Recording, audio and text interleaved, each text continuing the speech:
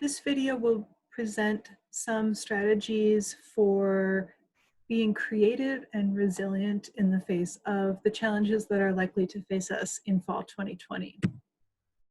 All of us are experts at creating engaging classrooms that depend on face-to-face engagement. But even if we have all students back with us on campus in the fall, we'll be face-to-face teaching in a socially distant world. And so our classrooms are likely to look fairly different from those pictured here. We're not going to be able to sit close to each other. We will probably have to cover our faces. We'll have to think carefully about what people are touching and the space that they're sharing. One creative solution that some faculty are talking about is to use the outdoors, to take advantage of our campus and spread out for office hours, for small discussion groups during classes. Even whole classes might take place outside. Research suggests that being in the open air creates a much lower risk environment for transmission of COVID-19 than being inside.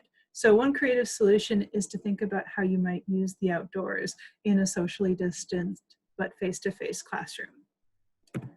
Many of us use active learning strategies that involve engaging students in activities, in discussion, in collaboration within classrooms. And this is going to be a difficult transition to still engage students in active learning in a physically distanced classroom.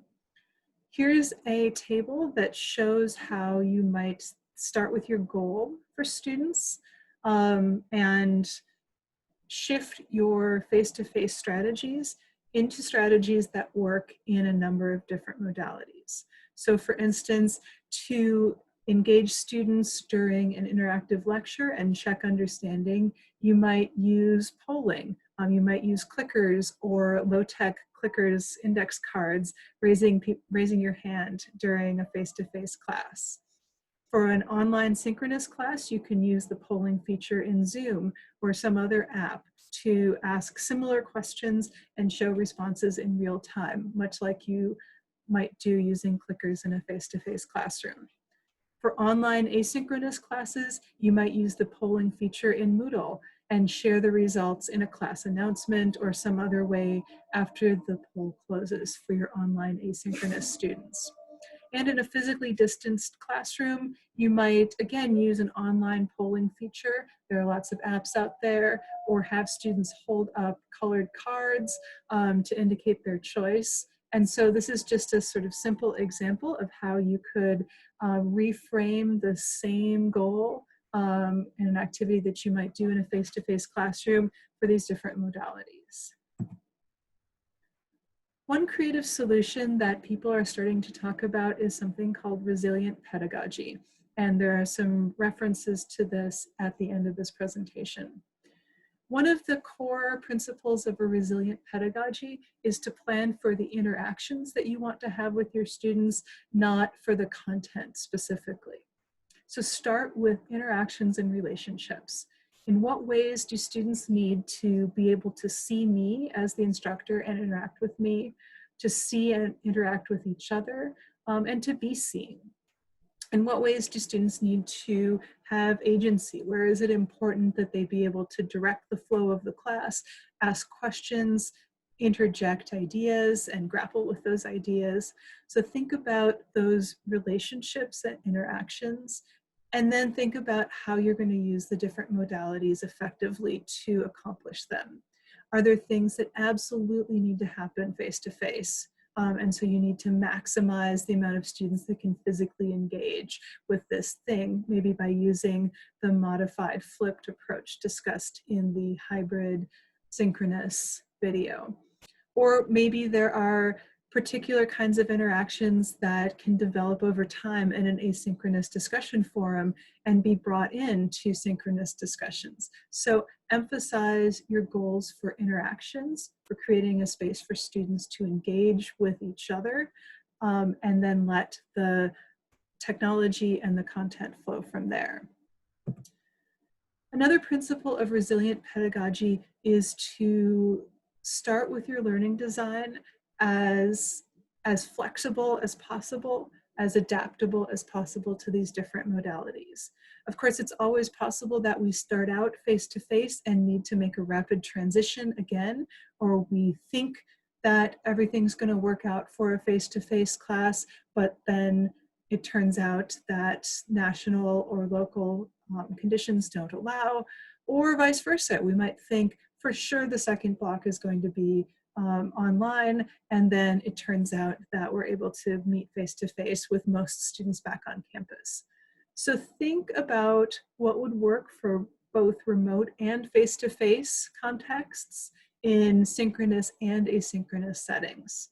So a couple of examples might be to make sure that you're using Moodle to put as many learning objects and course activities as possible online, because you know that students are going to be able to access Moodle whether they're on campus or whether they're not. They can still take a Moodle quiz or upload their assignment through Turnitin in Moodle, and it's all going to be in the same place for everybody.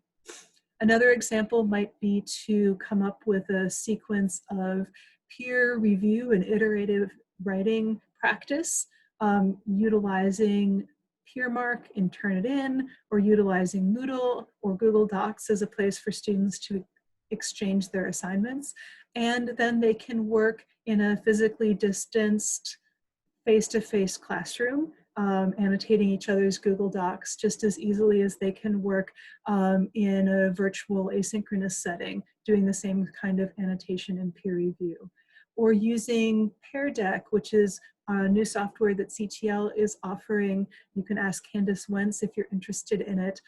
Pear Deck lets you insert interactive quiz questions or questions to check understanding into Google Slides or PowerPoint presentations, and then you can use them synchronously in the class, and students can use their devices to answer the questions, but you can also have it as a student-paced presentation that students can work through asynchronously and answer the same quiz questions there. So you have the same presentation, the same quiz questions that drop into the same spreadsheet, but students can interact in the different modalities with that same object.